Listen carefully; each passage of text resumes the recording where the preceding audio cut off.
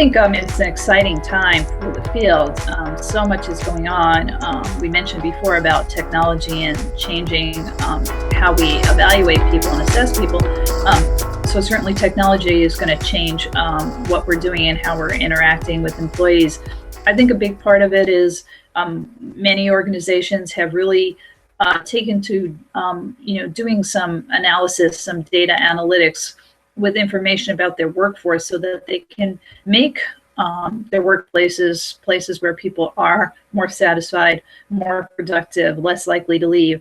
We have a lot more data that we gather and we're able to process and use to understand what is it that employees or job applicants or customers really want from our organizations.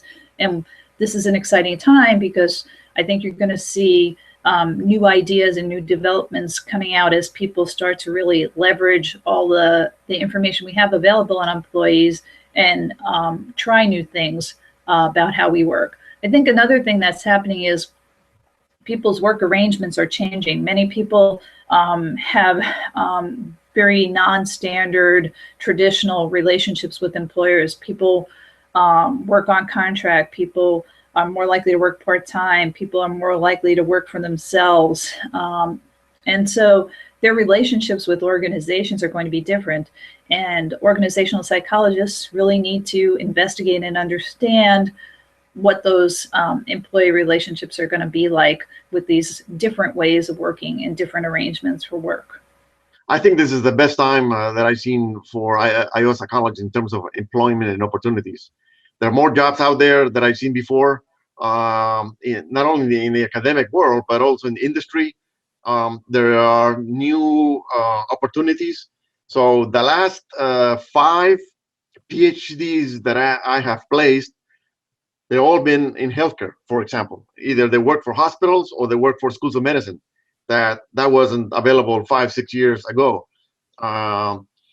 A lot of interest in collaboration and those kind of things. So a lot of industries now are hiring people that could be that know about organizational science and how to develop teams, how to promote teams, and team leadership and those kind of things. So the field is open up to other areas like in cybersecurity. NASA, who thought that organizational science had something to say about space exploration, and so there are a lot of opportunities there. Actually, NASA has hired a whole bunch of IO psychologists to help them manage the challenge they have in front of them about sending a team. So I think the field is more exciting than ever. More and more areas where to get into. There are a lot of jobs in industry, in human resources, or in organizational development. The military keeps hiring also organizational psychologists. So in 30 years that I've been out, the last 5-6 have been the most exciting, where I've seen the most opportunities. The opportunities are now broader. It's not only 1 or 2 agencies, but it's just many opportunities. And so now is the best time for organizational science, organizational psychology. There are a lot of PhD programs out there, a lot of master's programs out there. Just to give you another idea, at UCF we have a terminal master's in IO psychology. Essentially, we bring 15 students every year. Again, terminal master. So they don't. Most of them don't go and get a PhD. They just go back to the job market, to the job environment. And every single student that graduates our program gets a job. So it's incredible that even at the master's level, you can also get employment. So it's very exciting. Lots of opportunities. Couldn't be better. Yeah, so I think the next 5 to 10 years are going to be very exciting for IO psychology. I want to step back just real briefly and talk about the first 80 to 100 years of IO psychology. If you look at what we've tended to focus on during that time, far and away the most important dependent variable we studied or outcome measure that we've studied has been individual performance. We've looked at how to assess performance, how to evaluate it, what does it look like, and then we've looked at factors that help contribute to outstanding individual performance. So we've looked at individual traits that correlate with performance to help us with selection, promotion decisions. We've looked at how to measure performance so we can contribute to performance measurement and performance review processes. We've looked at factors that correlate with individual performance so we can help business leaders design jobs effectively. We can teach managers how to motivate individual employees. But our focus has been pretty squarely, I would say 90%, on individual performance. So I think there are two things that are going to be changing over the next several years that I'm pretty excited about. And you're already starting to see this. The first is that I think we're beginning to study other outcome measures that are really important to people in the workforce and to society in general. So more and more you see industrial organizational psychologists studying things like employee well-being. You see them studying things like employee career development over the course of their lives, moving from early career to late stage career. What predicts successful transitions? How do you support employees to have the right kind of work-life balance in their lives? So safety outcomes are becoming really important in some workplace settings. So I'm excited about this. I think you're seeing us look at more of a full range of dependent variables, if you will, that are really important to employees in the workforce and important to society and organizations in general. And I'll just add that I think, while most of my work has been done in the U.S. and I'm most familiar with U.S. psychology, I'm particularly excited that our brother and sister IO psychologists outside the U.S. have always been conscious of these other outcome variables and are helping to support us. The second thing I'd mention, and I think this is a little bit earlier in its evolution, is I think we're moving beyond individual performance and we're starting to look more and more at team performance and even organization level performance as outcomes that we're interested in. There are a whole host of technical reasons why that's more complicated. It's harder to measure in certain cases what team performance or organizational performance looks like. We haven't been at it long. It's not an insoluble problem by any means, but that's challenging. But I'd also say that our theories about how to impact team and organizational performance are much less refined than our theories about how to impact individual performance. So there's some exciting opportunities, I think, for psychologists, organizational psychologists, over the next 10 or 20 years who are really interested in how do you create great teams? How do you motivate them? How do you engage them? What do they look like? And then even bigger than that, how do you create great organizations? How do you get 1,000, 5,000, 100,000 people all aligned, motivated, excited, and working in the same direction? How do you do that? I think there's some great opportunities for industrial organizational psychologists, both on the research side and on the applied side over the next 20 years to really wrestle with those problems and make a big contribution. One thing that I think is unavoidable is big data applications in IO psychology. There's been a lot of energy around this issue at the SIOP conference for the last couple of years. There are lots of examples of this. And I think most people who are likely to be watching this would be familiar with some of them.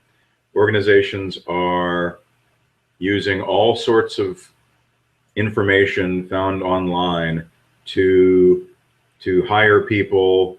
The more and more people have to be conscious of the persona that they convey on Facebook and social media more generally. Organizations are figuring out that there's information out there from lots of different sources that, if and analyzed carefully, can actually tell you something about people that standard selection processes wouldn't. Organizations are starting to use big data sorts of applications to figure out who's most likely to leave the organization and perhaps address any issues that might be there before the person actually leaves, because when a person leaves an organization, it's very expensive for the organization. So I think those sorts of big data information from lots of different sources coming in real time, those sorts of applications I think are going to get more and more important. The other, it's not really a new development, but it seems to be, with technological advances, it seems to be ramping up, is globalization and the sorts of questions that we as IO psychologists need to ask in a world that has so few meaningful boundaries. As I mentioned, I'm here in Melbourne working with a colleague of mine, Tina Kohler, who studies, among other things, communication and coordination norms and how they differ across cultures. So she's studied, for example, how work groups comprised of some people in the US and some people in Germany and some people in Finland, how those people work together, and the cultural differences that lead to communication issues and coordination issues.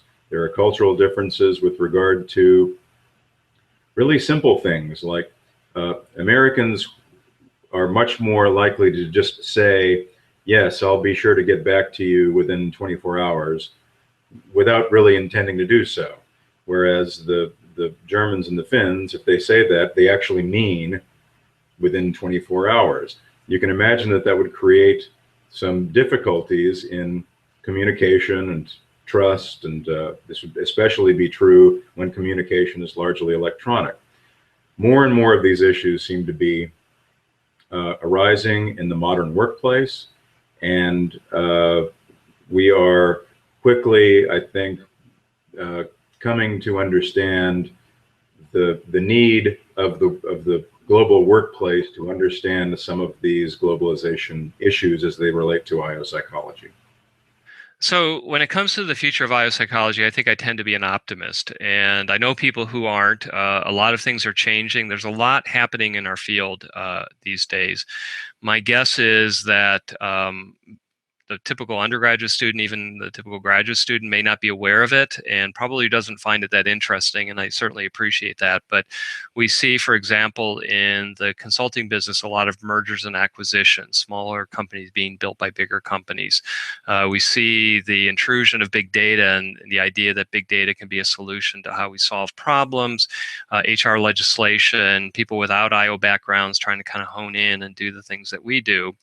And I think because of all this, I mean, the one thing that I think a student would want to be thinking about is, what does this mean in terms of what IO psychology looks like?